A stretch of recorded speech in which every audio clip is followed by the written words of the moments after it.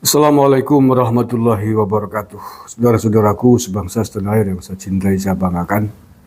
Pada video kali ini saya ingin menyampaikan ucapan terima kasih yang sebesar-besarnya kepada para subscriber KP Nusantara dan penonton yang lain terkait dengan video sebelum ini, yakni terkait Kang Nasir, santri yang menderita sakit lumpuh sekitar 10 tahun lebih, masih tergeletak di dipannya karena kecelakaan jatuh dari pohon kelapa. Ceritanya sudah saya angkat di video sebelum ini, barangkali ada yang baru nonton ya. Nah, pada video itu saya membuka open donasi untuk membantu meringankan hidup Kang Nasir, baik untuk keperluan sehari-hari ataupun untuk membiayai sekolahnya yang saat ini sudah menginjak MTS kelas 1. Saya tanya perkembangannya, tadi saya ngubungin Nasir, saya kontak Japri di WA-nya. Saya tanya, saya khawatir ada pihak-pihak yang teror, mungkin oknum ABRI atau apa, tapi alhamdulillah tidak ada. Jadi saya membesarkan hatinya untuk tidak usah takut gitu. Tidak usah khawatir kalau ada apa-apa, ada yang ancam-ancam, tak minta suruh secepatnya menghubungi saya. Alhamdulillah tidak ada apa-apa dan mudah-mudahan nggak apa-apa. Dan terkait dengan donasi yang sudah masuk, saya mengucapkan terima kasih yang sebesar-besarnya mewakili Kang Nasir atas keikhlasan hati panjenengan semuanya yang telah mentransfer sejumlah uang ke rekeningnya Nasir. Jadi saya buka open donasi itu di komentar yang saya pin ya di video sebelum ini cerita tentang Nasir. Saya buka langsung, saya kasih nomor WA-nya Nasir dan nomor rekening banknya Nasir. Jadi langsung masuk ke yang bersangkutan.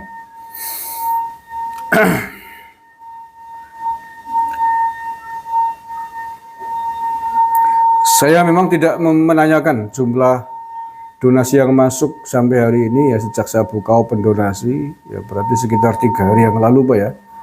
Ya, saya tidak menanyakan jumlahnya berapa, nggak enak juga, dan saya kira nggak perlu lah ya, nggak perlu diumumkan jumlah donasi yang masuk ke rekeningnya Nasir. Saya percaya antum semua, panjenengan semuanya ikhlas untuk menyumbang kebutuhan hidupnya Kang Nasir. Jadi Kang Nasir ini memang perlu sekali bantuan. Jadi perlu saya tambahkan ya informasinya, bahwa Kang Nasir ini saat ini sudah tidak memiliki orang tua, baik ayah dan ibu. Tahun 2012 yang lalu, pertama dia jatuh dari pohon kelapa. Tidak lama kemudian ayahnya meninggal dunia. Kemudian lalu ibunya juga meninggal dunia. Jadi hari ini dia hidup sendiri di rumah, hanya ditemani oleh seorang anaknya yang masih SMP kelas 1 itu, anak kecil. Anaknya kan 2, yang Barep ikut mantan istrinya, kan udah cerai. Yang nomor 2 ikut Nasir. Ya dia itu yang namanya Mas Mahfud Pak ya, kemarin, yang membantu kebutuhan operasional hidupnya Kang Nasir yang tergeletak di tempat tidur. Jadi ini Masya Allah ya, saya kalau bercerita tentang anaknya Nasir ini luar biasa. Dia mungkin adalah anak yang tidak bisa atau tidak tahu, tidak mengenyam seperti apa indahnya kehidupan anak kecil ya. Karena waktu Nasir jatuh itu, dia itu baru usia 3 tahun, coba bayangin. Usia 3 tahun sudah dikenalkan dengan kehidupan yang luar biasa, tidak sebagaimana lazimnya kehidupan keluarga yang lain. 3 tahun dia masih anak-anak kan, masih bayi kan, belum nalar gitu. Dia sudah melihat ayahnya tergeletak di dipan, sampai kemudian besar sekolah, sampai hari ini MTS kelas 1, dan itu yang dia nikmati. Terus membantu nyari makan, bantu ayahnya. Selain dia juga sekolah. Alhamdulillah yang saya suka adalah sekolahnya terus dilanjutkan. Dan ini tekadnya Nasir luar biasa. Saudara-saudara semua, ini anaknya Kang Nasir yang nomor 2. Namanya siapa, Dek? Mahfud Ashari. Mahfud Ashari. Ini yang setiap hari merawat bapaknya, merawat Kang Nasir yang sudah 10 tahun lebih tergeletak di tempat tidur. Sejak umur 3 tahun Mahfud, Mahfud sekarang udah kelas berapa, Mahfud? Kelas 7. Kelas 7.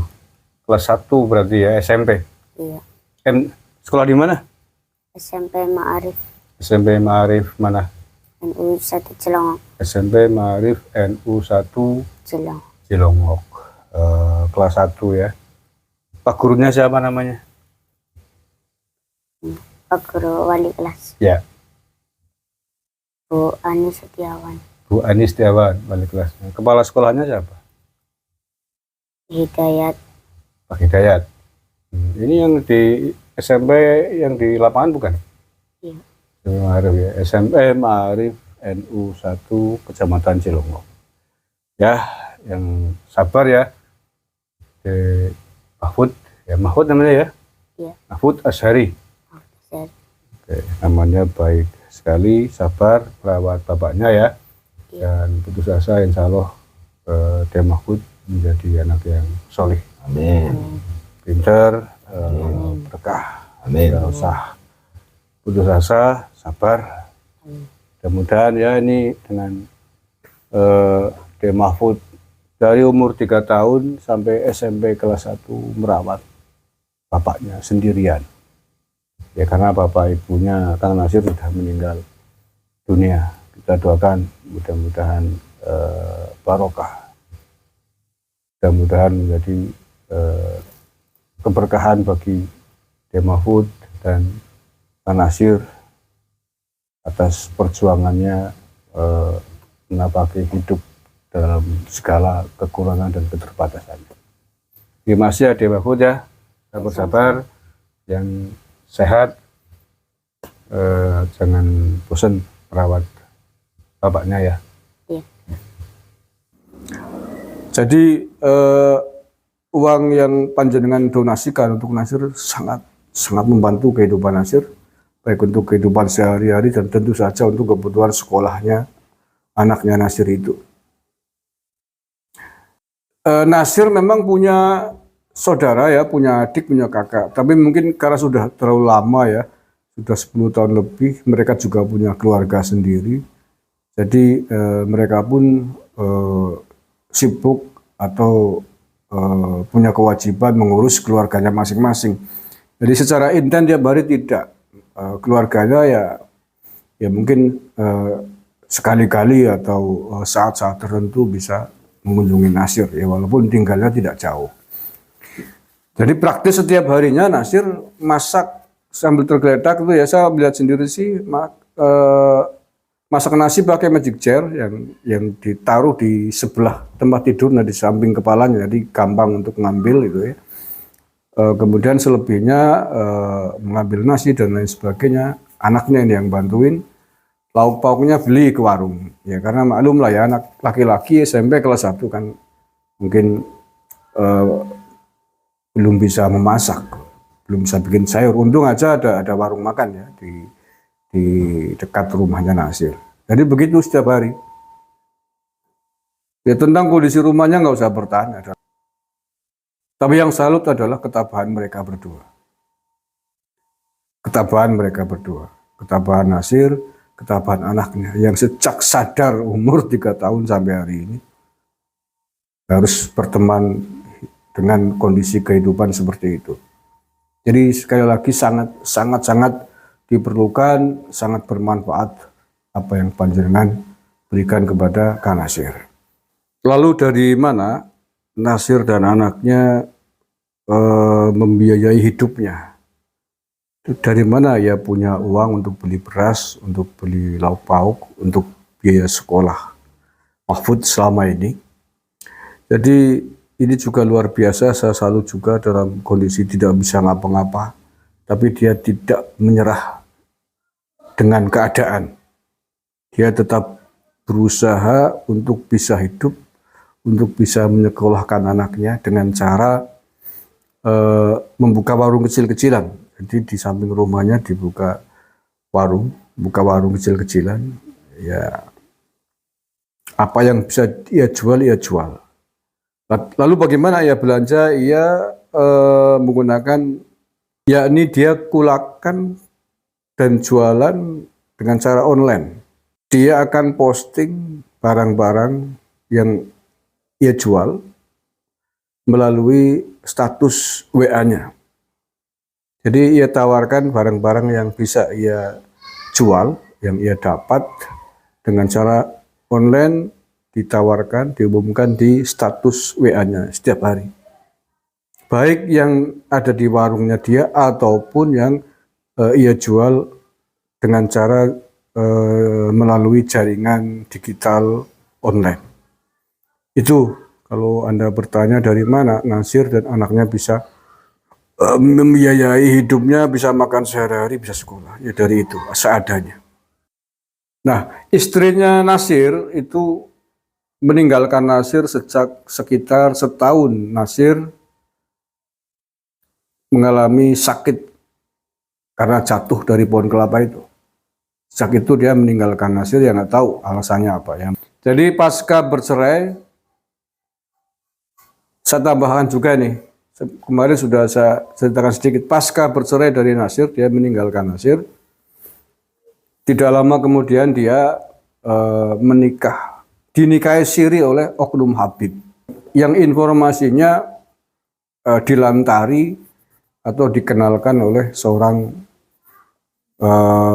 guru ngaji di Cilowong saja, nggak jauh-jauh katanya. Nah, pasca bercerai itu, istrinya ini tidak pulang ke kampung halamannya, ya, beda kecamatan dengan Nasir. Ditinggal di mana ya, di Sumpih kalau nggak salah. Sumpih apa Somagede, agak lupa. Tapi yang jelas masih di Kabupaten Bandung saja, hanya beda jauh, beda beberapa kecamatan. Nah, dia kemudian pasca bercerai itu menikah siri dengan oknum Habib. Dia bekerja di Purwokerto, tinggal di kos-kosan. Nah, jadi berhubungan dengan Habib yang menikah itu di kos-kosan itu. Sampai kemudian hamil dan punya anak. Nah, tapi aneh ini. Aneh.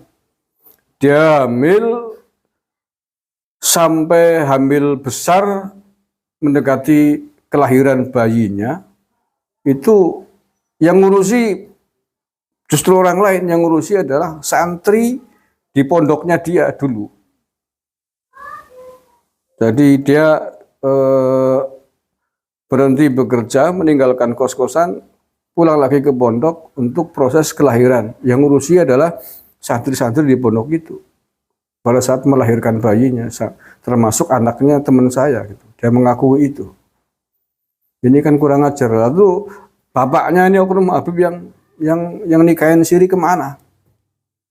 Sudah berani-berani nikahin, hamil, saatnya melahirkan.